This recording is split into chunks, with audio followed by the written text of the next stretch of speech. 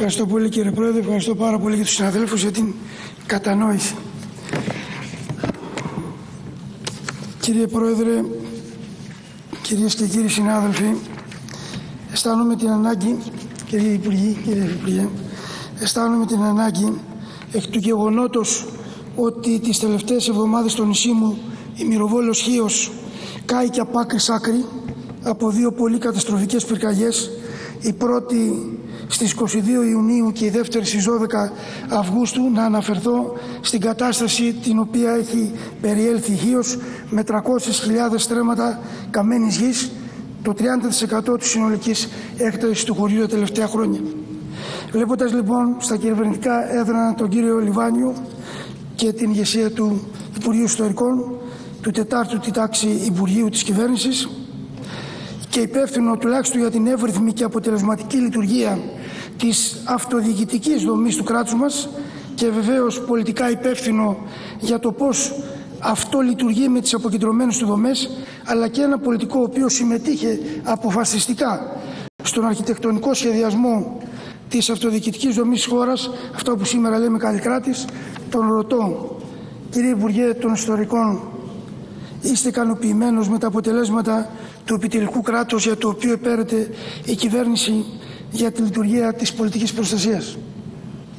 Κυρίες και κύριοι συνάδελφοι, στις 22 Ιουνίου, μέρα μεσημέρι, παίρνει φωτιά σχεδόν μέσα στην πόλη της Χίου και η δασική έκταση 40 περίπου χιλιάδων στρεμμάτων, καλλιέργειες, χορτολιβαδικές εκτάσεις, θερμοκήπια, μελίσια, τα πάντα. Μετά από 1,5 μήνα από αυτή την πρώτη καταστροφική πυρκαγιά, πάλι μέρα μεσημέρι 12 Αυγούστου εξεράγει πυρκαγιά στην Βόρεια Χίο, περιοχή μοναδικού κάλους, ενταγμένη στο πανευρωπαϊκό σύστημα προστατευμένων περιοχών Natura 2000. Καλλικράτης, δηλαδή το νεκροταφείο της Υπέθρου. Αυτό βλέπουμε στον τόπο μας. Και Natura ήρθαν και έδεσαν και αποτέλειωσαν τη Βόρεια Χίο, γενικότερα τη Χίο, όπου στα 25 χωριά της περιοχής έχουν μείνει πια λίγες εκατοντάδες ηλικιωμένοι άνθρωποι, γατζωμένοι με το παρελθόν τους και ελάχιστοι νέοι εμφορούμενοι με ό,τι πιο γλυκό και πατριωτικό συναίσθημα να επιχειρούν το στήσιμο μικροεπιχειρήσεων. Μέχρι και πριν 10 μέρες το υπεραστικό χτέλ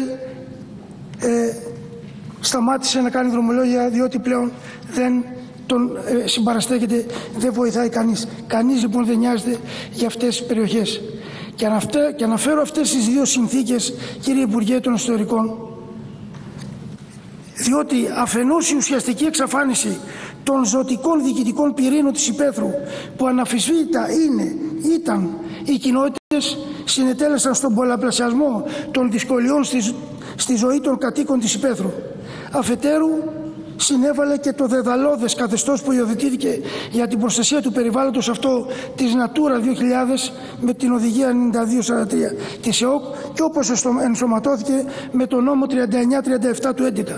Προκάλεσαν αυτός ο συνδυασμός την απόλυτη παράλυση κάθε αναπτυξιακής προοπτικής στην Ύπαιθρο, τουλάχιστον του νησιού μου, όχι διότι αυτό επιβάλλει το καθεστώς της Natura, αλλά επειδή η κυβέρνηση άφησε, εγώ θα είμαι τίμιος και οι προηγούμενες κυβερνήσεις, άφησαν μόνο απαγορεύσεις και αδιαφόρησαν για το πλήθος, αν όχι επιβεβλημένων δραστηριοτήτων, πάντως καθορισμένων, που θα προστάτευαν το περιβάλλον, εκ του γεγονότος ότι δεν εκδόθηκαν οι κανονιστικές διατάξεις που προβλέπει ο 39-37 και φτάσαμε όσο εδώ που φτάσαμε, δηλαδή στην ερημοποίηση.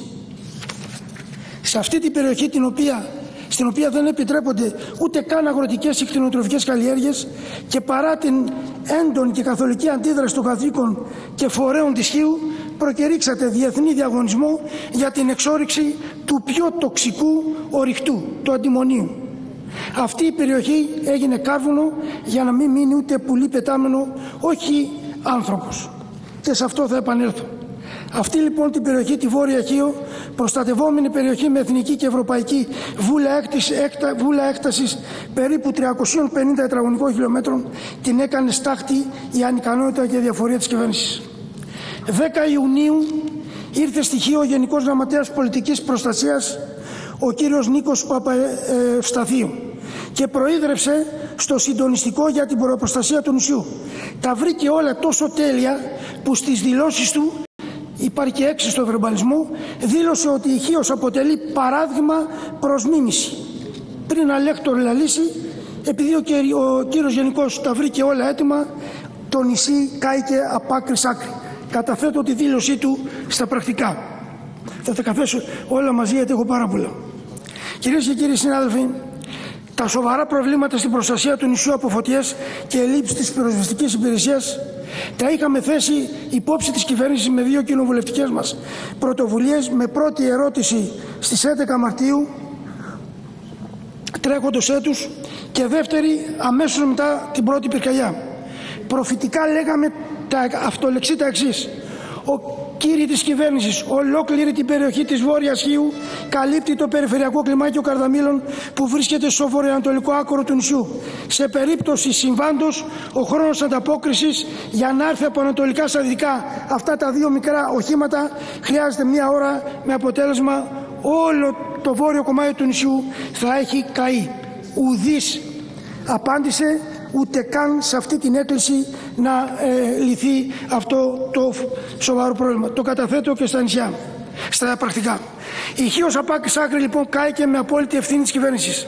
Ιδιαίτερα στη δεύτερη εντός μηνός φωτιά καταστραφήκαν πρωτίστως γιατί στις πολιτικές σας προτεραιότητες δεν ήταν η Χίος και δεν χωρεί συζήτηση. Μία πυρκαγιά που έκαψε το μισό νησί είχε μόνο 2 πολύ μικρών δυνατοτήτων ελικόπτερα. Το όμορφο δάσος, σπίτια, λιγοστές επιχειρήσεις, πνημιοστάσια, αιωνόβιοι, ελαιώνες, αμπέλια, κοπάδια, αποθήκες, μελίσια, ακόμα και το μοναδικό ένα βενζινάδικο είχε περιοχή, δεν καταφέρανε να το σβήσουν.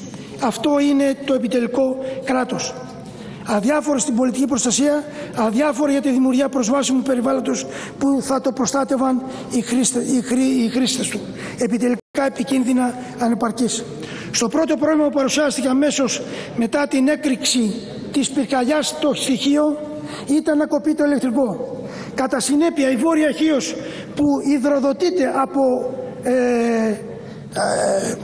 από γεωτρήσεις δεν είχε ρεύμα, δεν δουλέψαν οι αντλίες, δεν υπήρχε νερό ούτε για τις αυλές, δεν υπήρχε νερό ούτε να πάρουν τα πυροσβεστικά και κάηκε το νησί.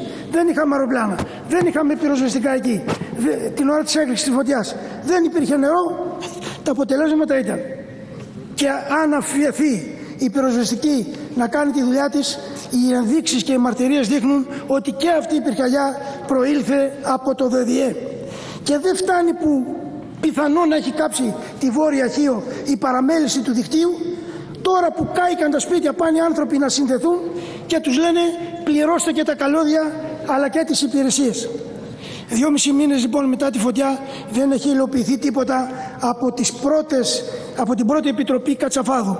Και έρχεται η δεύτερη φωτιά και γίνεται η νέα επιτροπή υπό τον αντιπρόεδρο της κυβέρνησης τον κύριο Χατζηδάκη. Νέος οδικός χάρτης. Κύριοι, πρέπει να γνωρίζετε ότι η κοινωνία πια δεν σας πιστεύει ούτε σας εμπιστεύεται. Έχετε αφήσει ένα νησί τέτοιας έκτασης. Ακούστε κύριε Υπουργέ, σας παρακαλώ αυτό. Αυτή τη στιγμή, τελειώνω σε 1 λεπτό ακριβώς. Κύριε Υπουργέ, η Χίος έχει αφαιθεί, είναι βαρύ αυτό που θα πω, στους Τούρκους. Οι Τούρκοι είναι μόνο οι επισκέπτες της Χίου. Οι Τούρκοι παραβιάζουν τα χωρικά μας ύδατα για αλεία. Ραδιοφωνικούς σταθμούς ακούμε μόνο Τούρκους. Κάντε προβολή σε 20-30 χρόνια να δείτε αυτό το νησί, τον Περάντη, τον προστάτη του Αιγαίου, ένα από τα νησιά. Κινητή τηλεφωνία 0. Βόρεια Χίος, νότια Χίος, κινητή τηλεφωνία δεν έχει. Γιατρούς δεν έχει. Πυρόσβεση δεν μπορούμε να επιτύχουμε. Πέστε μου, πώς θα σωθεί. Δεν έχει πατήσει κανένας επιτελικός μηχανισμός ουσιαστικός στη Βόρεια Χίο. Τελειώνω και σας λέω κύριε Υπουργέ, ξέρω ότι είστε ικανός άνθρωπος. Ακούστε. Ένας εθνικός υπεύθυνα πραγματικά οδικός χάρτης είναι νομοθετική δέσμευση συγκεκριμένου ύψους για αποζημιώσεις.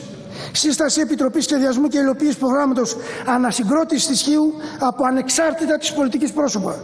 Επανεξέταση του καθεστώτος και συμπλήρωση του θεσμικού πλαισίου για το Natura. Υπάρχει κοινοβουλευτικός έλεγχος. Τελειώνω. Σας παρακαλώ. Εκτέλεση των εφιστάμενων σχεδίων πόλεως. Ζητήσατε κατεξαίρεση, φτάσατε τα 10 λεπτά. Πραγματικά είναι. Οι συνάδελφοι δείξαν την αντίστοιχη κατανόηση. Δεν καίγεται κάθε χρόνια. Τώρα δεν βοηθάτε κι εσείς. Εκτέλεση των εφιστάμενων σχεδίων πόλεως της Βόρειας Χίου, επανεξέταση του χωροταξικού σχεδιασμού, ειδικό φορολογικό καθεστώς και άμεση διακοπή για την εξόρυξη του αντιμονίου. Ευχαριστώ όλους. Το λόγο έχει τώρα ο κοινοβουλευτικός εκπρόσωπος από την κοινοβουλευτική ομάδα, είναι και ο κύριος Βρετός.